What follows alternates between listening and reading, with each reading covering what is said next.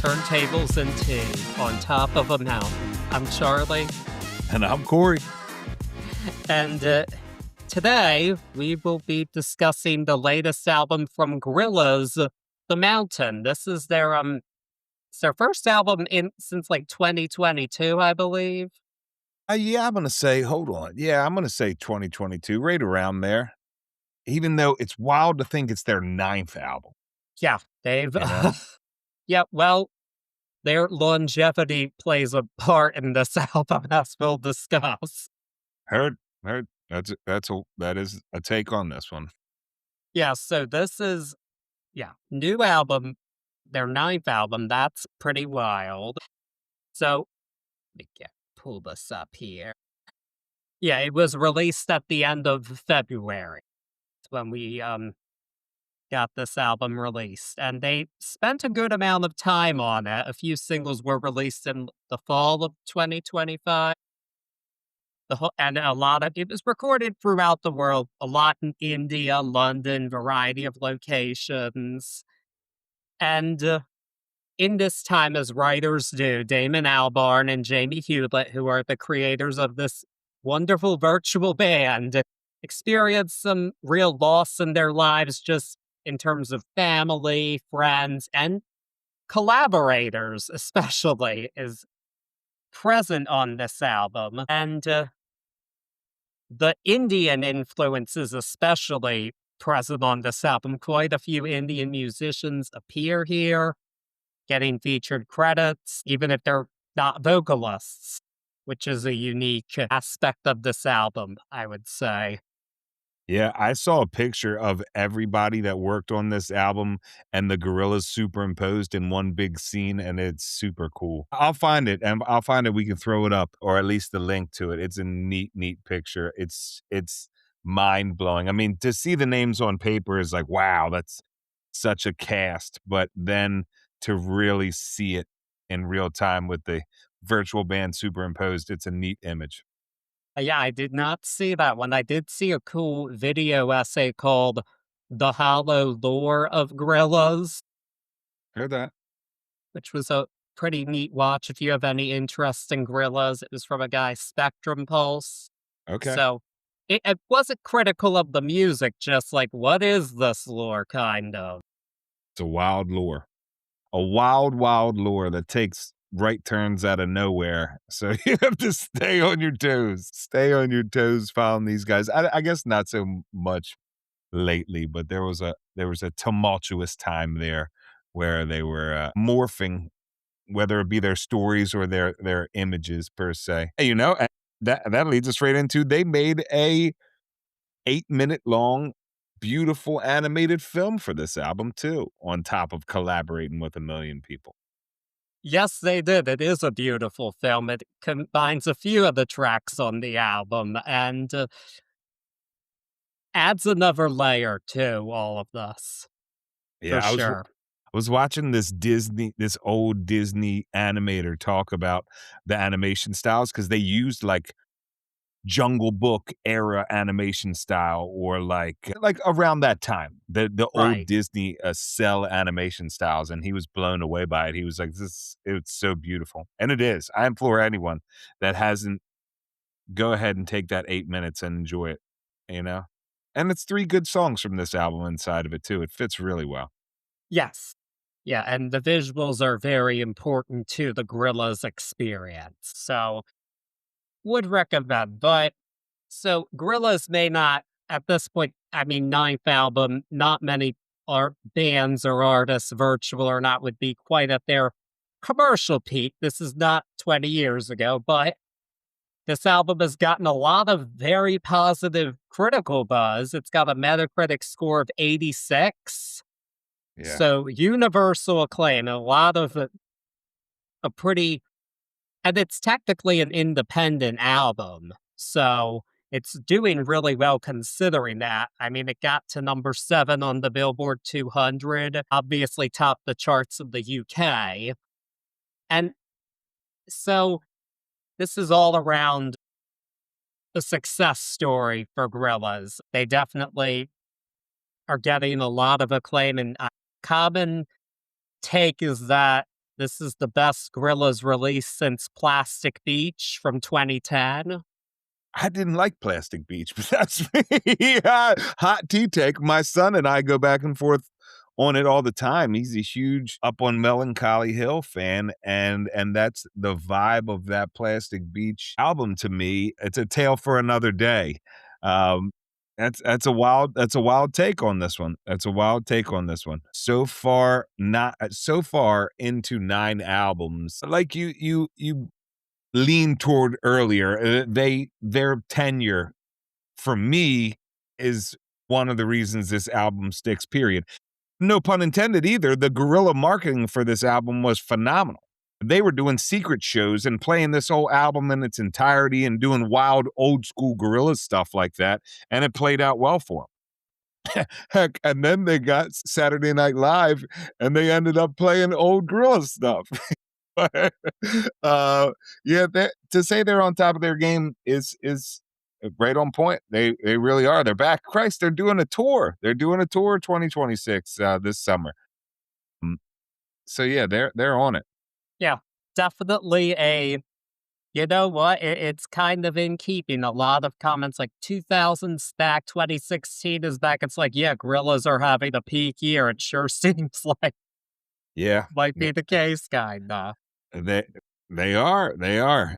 And oh man, there's so much to talk about on that because this album talking about like 2016 being back, these are just those same guys in a different place in their life in this awakening period in their life. The Gorillas are on in this album, Hot Tea Take, spoiler alert, whatever you want to call it. For me, the Gorillas in this album, the virtual band and real life counterparts, are on this wild Beatles esque India trip right now, man. They're are out there with death in their lives and just awakening in their hearts. They're out there. This whole album is quite a statement, even just on paper. Yes, and the real question is, will we find this to be peak Gorillas, like many are saying? We'll make that determination at the end. Yes, we will. But with that being said, I'm ready to do what we do here, go through all 15 tracks here. We did the standard streaming edition, so I know I saw there was a deluxe edition, but we're just sticking There, to the standard today because there's enough to unpack, trust me. there is indeed. So, the album, The Mountain, begins with the title track, The Mountain. It is a mostly instrumental track. The vocals are actually samples of Dennis Hopper's outtakes from Monkey's Head. I'm going to call it that for short, from Demon Days. So, the first of many callbacks that we will find on this album. For me, it definitely hones in the Indian influence of the album, which we will continue to hear throughout. I find this to be a good opener. As an individual track, it's not one I would go back to a ton. It's not like the kick I'm quite expecting from Gorillaz, but I do appreciate the callback, and it does sound good for what it is, which is I wouldn't expect anything less from these guys. Yeah, I'm with you. It's beautifully orchestrated. It sounds amazing. It is this meditation piece per se with old Dennis Hopper outtakes on it from an old track, and it really sets the tone. I'll be doing this throughout, but we've sat on this album for a hot minute, whether it be schedules, the universe, the whole nine. It's taken a minute to get this out, and first listen, it's a good opener because it sets the tone and lets me know that I am on a whole different Gorillaz plane right now. I'm not getting Dare, I'm not getting Eastwood, I'm not getting Christ, I'm not even getting Melancholy Hill. I'm listening to some worldscape Indian overlaid meditation music right here. And I can hear gorillas, so I'm happy, but it lets me know I'm on a whole different world. Living with this album and learning about the production and what this album meant and where it was.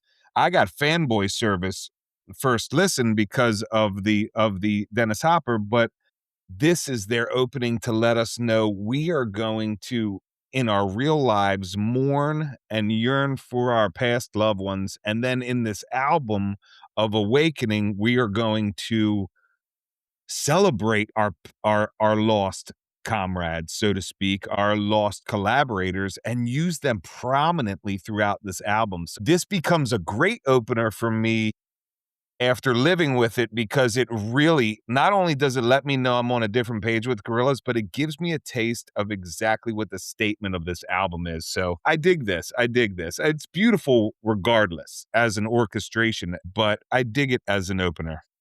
Yep.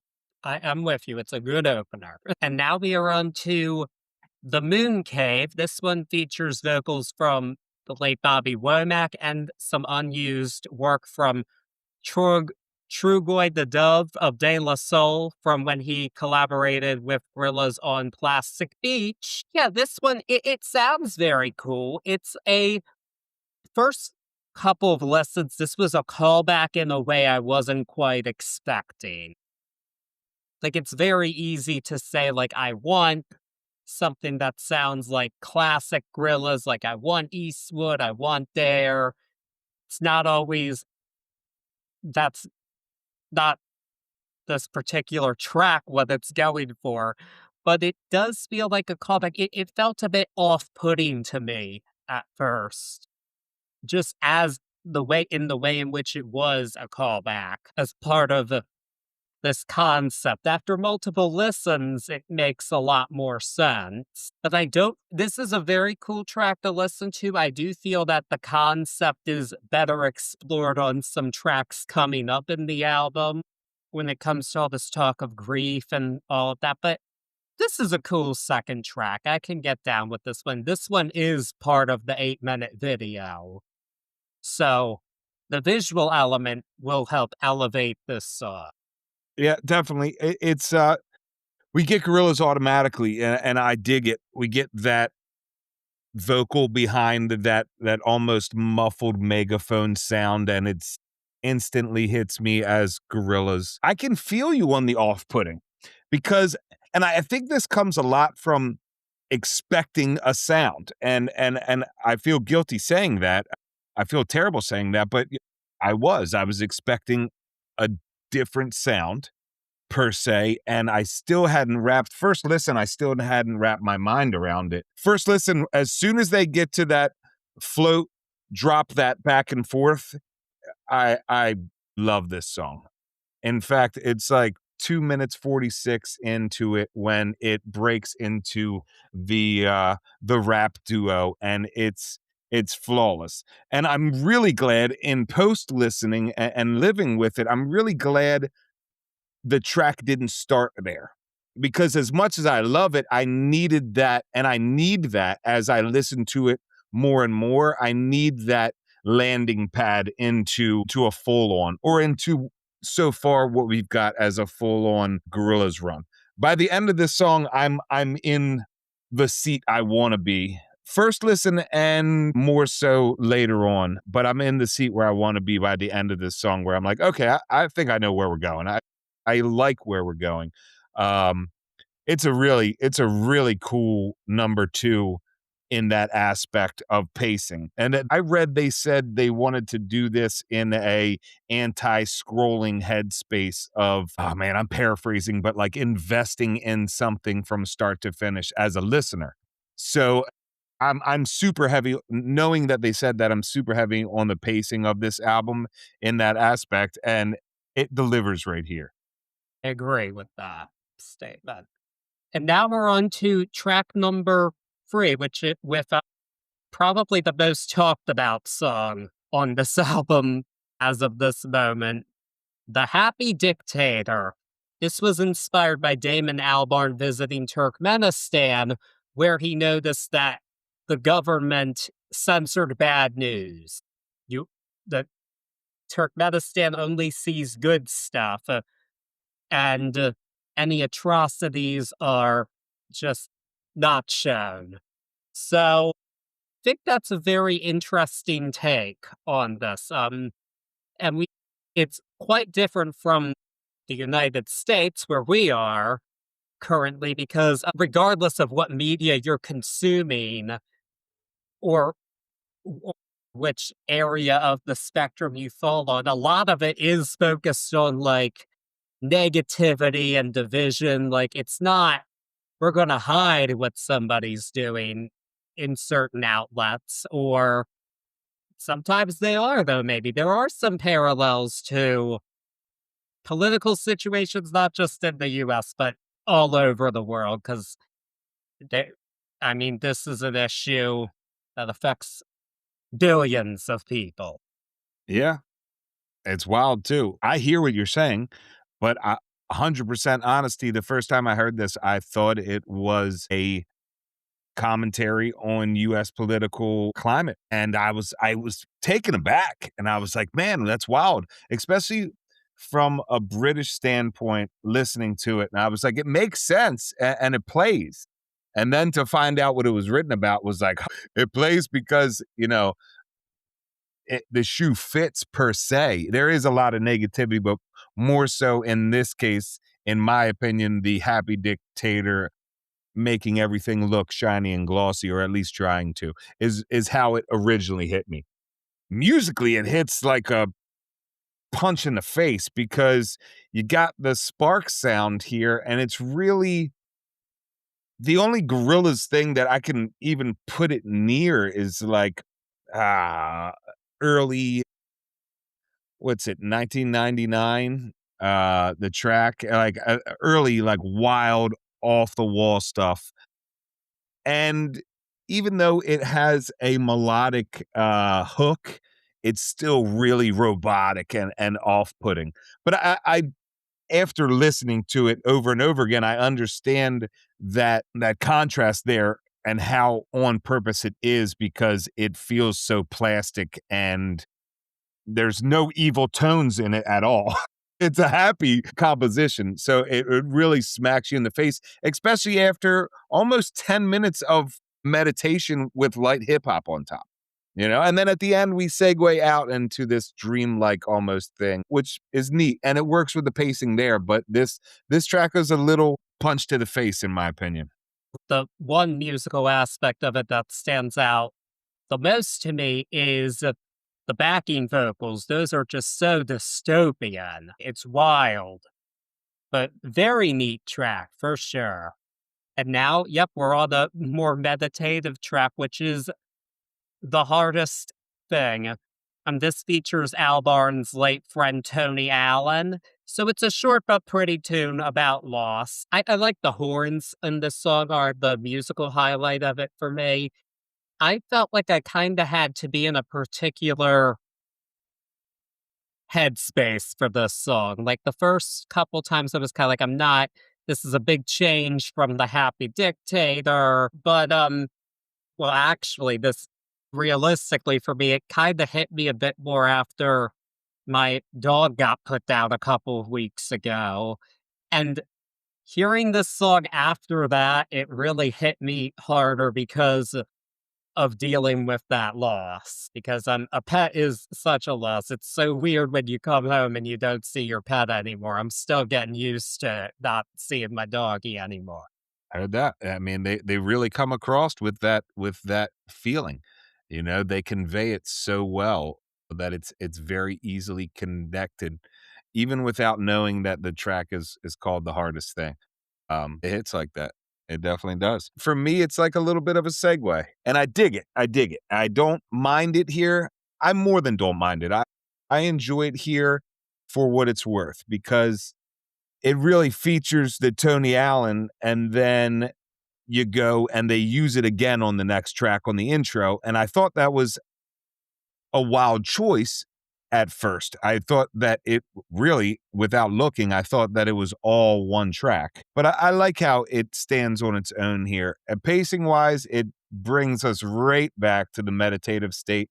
And in this case, for me, it's not a punch in the face. It seems natural, especially with that little bit of dreamlike exit from Happy Dictator. It fits here. I'm with you though. Those horns are super cool at the end. They get down and they move well into the next track. Yes, it's a perfect transition into track 5, which is Orange County. Like, this transition's close to, like, Chromatica 2 into 911 for me. It's Heard a that. Heard that. perfect transition. And this song features vocals from Kara Jackson and sitar from Anushka Shankar, who that's a name we'll be seeing a lot more on this album. And some production from Bizarre Rap, who the name I was familiar with because of the song he did with Shakira, which was a diss track against her soccer playing ex who got her framed for tax fraud in her version of events. Good old Yeah, that wild, wild tune right there. Bizarre Rap Music Sessions, Volume 53. Even I am not a fluent Spanish speaker, but oh, I could tell she was taking some shots at PK. Heard that. Heard that. I didn't realize the crossover there. I dig this one, I guess. I do too. I mean, It's it's cool. part of the last I song, shouldn't kind put of that, too. I guess. Sometimes actually first listen, I'll do that. First listen, it didn't take me away from the track before it. It just added on to it. So I really did think they were the same.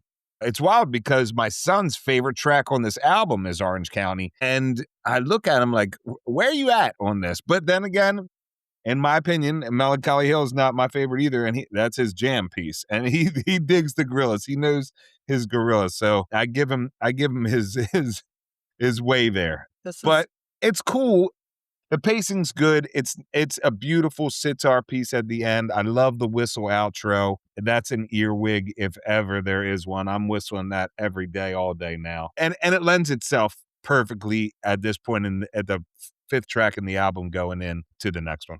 Yes, I like the whistle hook as well, but this is kind of a breakup tune, as your son already had his heartbroken damn. Heard that. Heard that.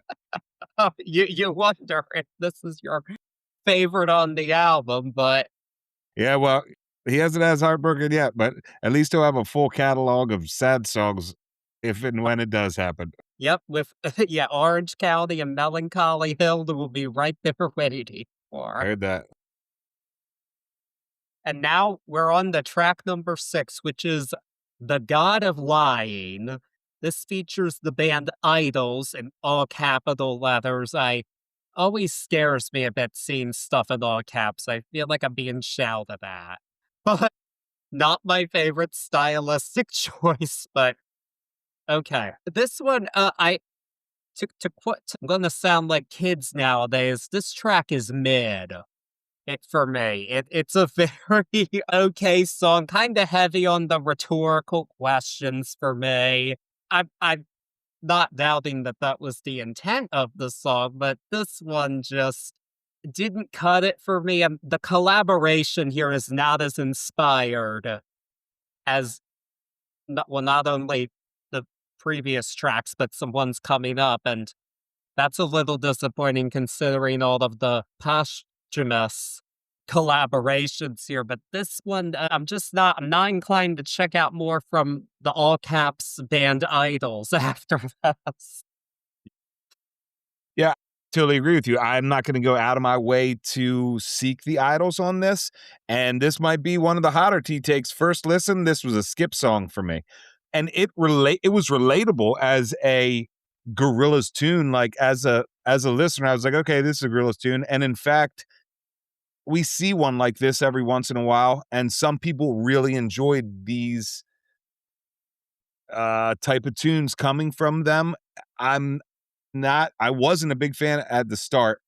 I After searching, and I'm not reaching on this, really, like, really after searching the composition, being the god of lying like, this song makes me wanna hate it on purpose is the only way I can put it, like, musically, it makes me want to hate it. It really hits the mark there. There's some really, really weird orchestration, there's some really weird composition here, and at first, I just thought it was a mishmash, but it ended up being on purpose, and so I give it its flowers, so to speak, here, because it does exactly what I think they intended it to do. I can agree with your with your new slang, it's a bit mid. It is a bit mid, but I've seen tracks like this from the Gorillaz, and there are people out there that love those tracks from the Gorillaz. Christ, I'm talking about fire coming out of the monkey's head and calling it my favorite song of that album, and most people think that's a throwaway sometimes too. So that's just what they do best. But yeah, right here at the sixth spot, it does a really weird evil dance, and I've come to enjoy it. First listen, though, this was a skip for me. Yeah, I'm afraid this still kinda is a skip for me, but now we are on to track 7. We're almost at the halfway point, and this track is called "Empty Dream Machine." This might be the most meditative track here so far. Reflects a lot on Lost. This features the rapper Black Thought and Johnny Marr of the Smiths, which was a very cool one. He's on 4 tracks on this album. Yeah, So definitely a great talent to get in there. Well, nowadays he's the better regarded of the Smiths because Morrissey, oh boy, he's something else. That's all I'll say about heard. Morrissey. Just look at his Wikipedia page. You will be mind blown. You look at Morrissey's Wikipedia page. But this track is one I really do dig the vocals, but the first so initially, when I was listening to this song, it's like I do understand what it's trying to say, but I also was thinking to myself, maybe I've reached my limit as a critic here because when I think of like a song about grief and loss and all of that. Like I want something very hard on your sleeve, pouring your guts out, singer-songwriter kind of song. That's what I would gravitate to, kind of. I feel like if I wanted to listen to this kind of track, like that's part of why I liked Ed Sheeran's Subtract so much because it was so I mean, it wasn't subtle at all, but when you are in that space, for me at least, even if it's not subtle, it can hit for me. So this is not the kind of song that I would go to, like for relational purposes, if I were to be in this situation. But, and I mean, we all experience grief. Unfortunately, it's a very difficult part of life, but it is. I mean, it's a cool track musically, but it just I accepted that it's not quite the kind of song that I might gravitate towards for what it's going for, but I do respect it, and it did grow on me after the first couple lessons.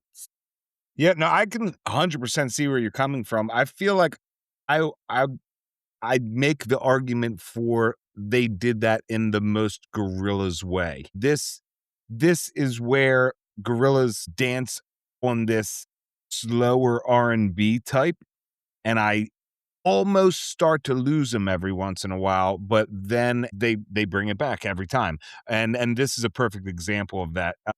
Black Thought's run on this is amazing. I love what he does here. I love the vocals in here. The reason for me that it does it in such a Gorillaz way, and especially on this album, is because of the continuity of this album. And it does that really heartbreaking moment and heartbreaking mentality and doesn't lose the integrity of the Indian influence. It doesn't lose the integrity of the hip hop. It doesn't lose the integrity of the Gorillaz sound. That would be my argument on why I think it delivers. But again, that's inside the bubble of this album. It's a good track. It is one that I've come back to more than I thought I would. It's a neat one, especially in my favorite spot in the number 7 and almost halfway through the album. Us. Because now I would say we have reached the halfway point out of 15. We are at track number 8 now, which is The Manifesto. This one features Truno and the late Proof from D12. Proof's verse is likely from 2001. This is the longest track on the album, and this is also the song where I can most tell that it consists of um fragments from the past. And I do feel that mashup was intentional on the part of Gorillaz, but I do feel this track goes too long. It is the longest track on the album, and it is the one that it doesn't feel quite as much like a song as it is a I don't wanna say, like, mishmash or mashup, but, like, mashup, that's a decent word, like, it's more of, like, a mashup, collage kind of thing that they're going for here. Not completely to my taste, not necessarily, I guess, what I'm looking for from Gorillaz. I know they're a unique band, but I feel their best moments are when they do make, like, a complete song that stands on its own. Like, that's how we get classics like Dare and Clint Eastwood and Feel Good Inc. But I can respect what they were going for here, even if it's not quite for me. Yeah, it's wild. You danced around my notes and my 2 words for this song that I wrote down first listen, and that is I just lost it. That is memory montage. Memory montage. That's what Yes, this ends up becoming is and on purpose, and on purpose. This for me is a 7 minute and 19, like you said, not necessarily standalone song right here. We're in a memory montage inside of this continuity, and it works because it is inside the bubble of this album. This is a lot. I won't say cutting room floor stuff because it's not, but there are so many different ideas. For the most part, they get finished, but that's why we have 7 minutes and 19 seconds of this song, this mashup. And it works only for me inside of the vacuum of this album. On its own, it doesn't necessarily fly. It's not terrible, but like you said, it when we I won't use the word expect, but when when we're listening to Gorillaz, a lot of the time I'm looking for that, and it's just another time that this album challenges me to step back, and realize that this is one continuous run here, and in that sense, it works out well. yes, I can see that.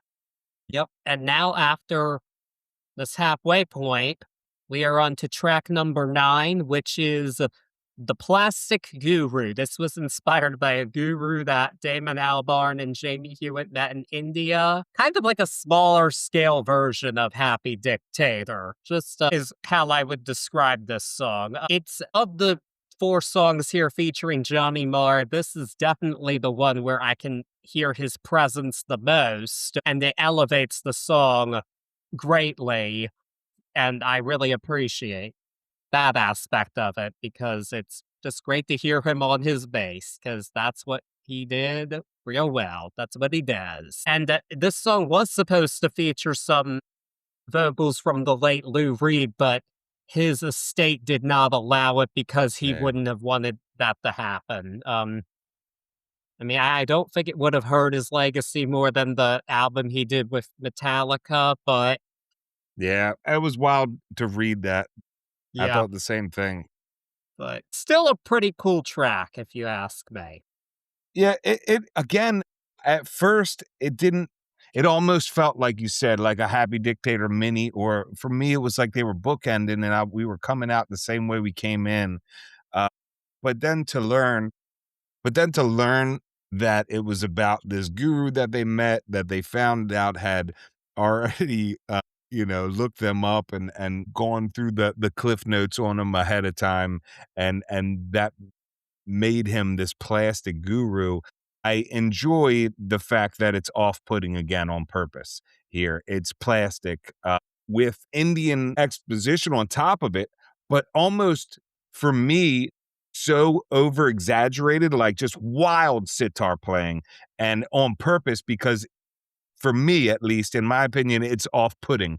And it lets me know exactly what they were conveying, and I dig that, I dig that. I can't stress my difference of take from first listen of this album to today. It's been quite a journey with this album. Yeah, definitely an album that I would say almost requires multiple lessons because there's just kind of a lot going on here. And next up, we've got Delirium. This one features vocals from Marky Smith.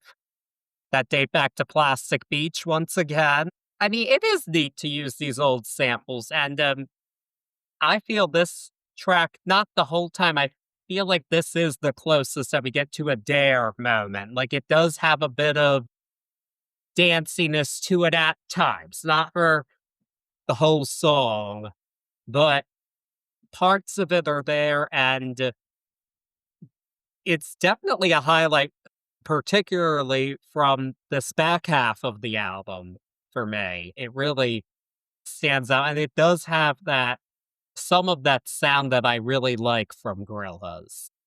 Yeah, I'm with you. I dig this song, and at first I had hit a lull. First listen, I had hit a lull on the album right at the start of this where I was like, "Oh my gosh, what are we doing?"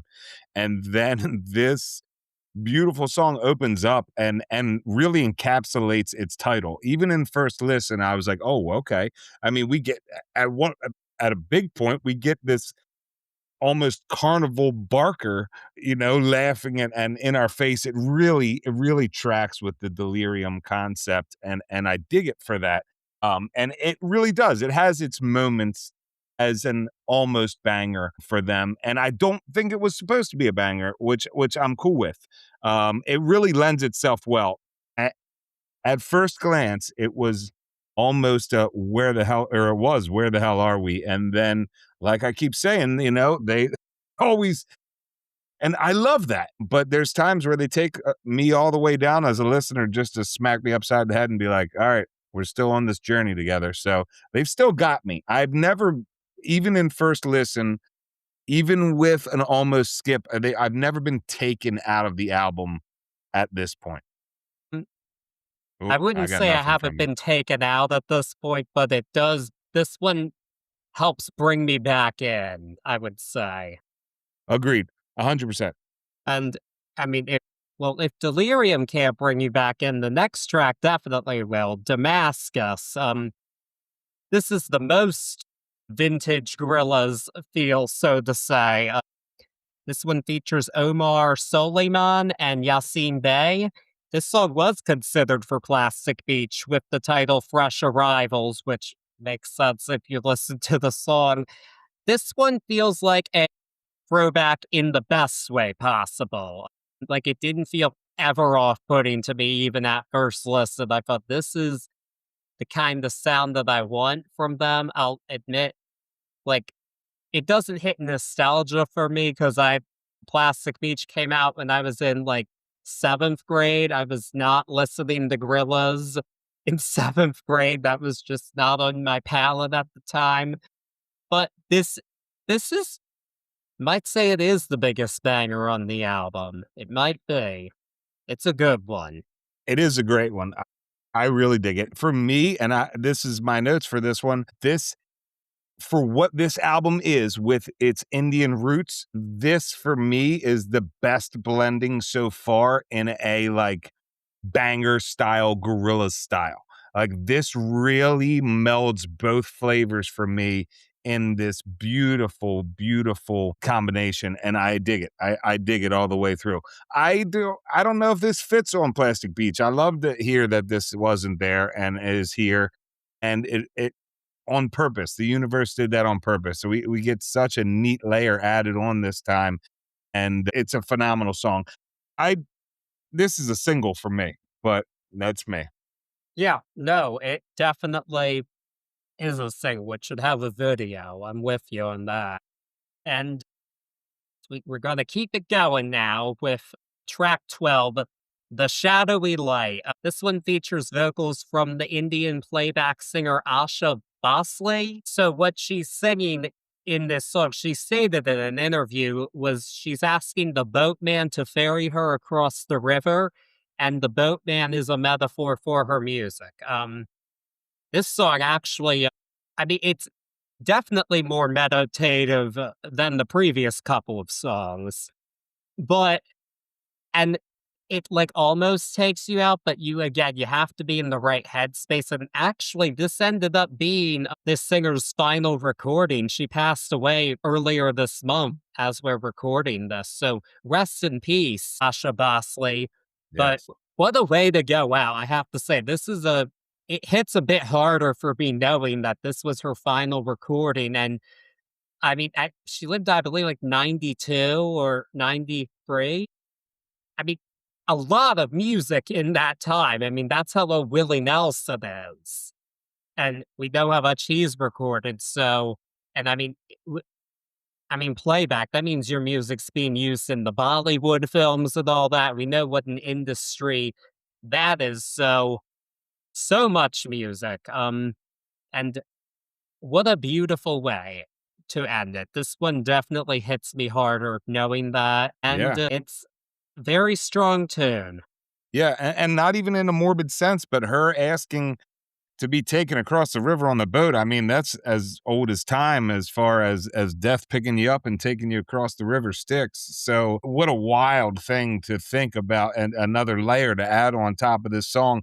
This for me is the art piece of the album, as crazy as is to say, as expression as much expression has come throughout this album. This for me was the art piece. This for me first listen let me know without looking at the tracks while I'm just hanging out with the album that they were on their way out of this album, and in the best Gorillaz way ever. You can feel it. We got to a choir point. We got to a real, in my opinion, their art piece, and that usually lets me know that we're on our way out of this album. So it does its job on so many levels. It is such a beautiful tune. If you took a time machine back and asked young me who did this song, I don't know if I could say Gorillaz, but I don't mind that because for me, this is the art piece here. Maybe I could pull it out, but I would never think, and I say this in the utmost respect, that this caliber of composition and orchestration has come out of a band that I've watched evolve throughout the years. So this is a really neat piece for me. I mean, it is a virtual band. I think it's okay to say you didn't expect something like this from a Yeah, but I mean, virtual band. even the artists themselves, I mean, don't get me wrong, genius Yes. and their rights, but it's one that I sit back and no pun intended, meditate on like, wow, man, this is really a Gorillaz album. And that's the culmination for me right there, the art piece. I mean, and, well, Damon Albarn has been writing songs a long time. So we'll give him that. And now we're on to track number 13. That's kind of funny, actually, because that's the Taylor Swift number, and David Albarn said she didn't write her own songs once. That was that was a wild day on Heard. Twitter right there. So this track, in addition to Johnny Marr, features another 80s musical icon, Paul Simonon, the bassist from The Clash. And, oh, this hurts me to say it. So, if you're a listener, you know my go-to decade that has always spoken to me very much is the '80s. I didn't grow up in it. I wasn't born in it, but it's always spoken very deeply to me. And so it really hurts me to say that I really wish that Paul Simonon was used on a better song. This is my least favorite track on the album. I find it dull and almost have I just have very little to say about it. This track is boring, and I'm really disappointed that this is the track we chose to use two of the real heavyweights of this album on musicianship wise. A total letdown for me. I hate this. I feel bad saying it almost, but I feel like this is like the one that would have been made for me with this lineup here, but no, no. I'm with you. This one has really been a l- labor of I don't it's tough for me to talk bad about this album, but this is the one part that even through listens, and I've tried to really find out like why. Why is this song here? This is maybe a finale outro, maybe, but right here it just doesn't sing, and this is the only time, especially first listen, that I was all the way out because I couldn't find an anchor inside of it. But then more so living with it and trying to learn about it, I still can't find an anchor for it. So it almost ends up being just this cloud floating by in this album where it's almost non-existent to me. That sounds way worse than I meant it, but it really is just, I hate to say it's like filler, man. You could cut that out of the album and I'm still 100% rocking. It didn't ruin the album for me, but at least first listen, it was the first time that I was really out of the album. It wasn't the first time for me, but it was the worst time for me being out of this album. But the good news is it's just one track, and we've got two more to go. And the next one is The Sweet Prince, our penultimate track. This one was inspired by the death of Damon Albarn's father, Keith. So, another very meditative track, and definitely about the afterlife. So, in this particular case, because it's Indian influence, they're probably talking reincarnation because that is a very common cultural belief there, because that's a very common belief of Hinduism, and that's a huge shaper of Indian culture. That's probably not the most eloquent way I could have put it, but that's my point. And I mean, I can respect that for what it is. It certainly isn't what I was taught spiritually of reincarnation specifically. But I respect the dive into the culture here particularly, and I do feel it's a solid penultimate track, and it makes sense for this to be so meditative because this is of all there loss is all over this album. Like, we hear so many posthumous vocals, but this is really the first time we're addressing the loss of an immediate family member. So it makes sense to go into that different headspace on this track than we get on any other song here. Yeah, I agree with you. It's beautiful inside of that sense, and it has body because I have an anchor inside of it, in my opinion. So it works, and it works really well, especially as our way out of this album. And again, not to beat a dead horse, but this for me rolls really well out of the listening space I was in at the end of The Shadowy Light, and then I go right into The Sweet Prince, and it's almost seamless, in my opinion. But it really does. It does a great job here setting us up for the end. We really get a, in my opinion, heartfelt goodbye, hello, a full open window to the artist here and to the vision of his loss. I mean, we're literally standing right next to him in this emotion space inside of the song, and I can't do anything but dig it. It really is a neat way to almost be out of here. Yeah, for sure. And now we are at the very end with The Sad God, another one of the songs featured in that 8-minute video that you should definitely watch. This one features the best verse from Black Thought on the album by a mile. He's dropping some bars here.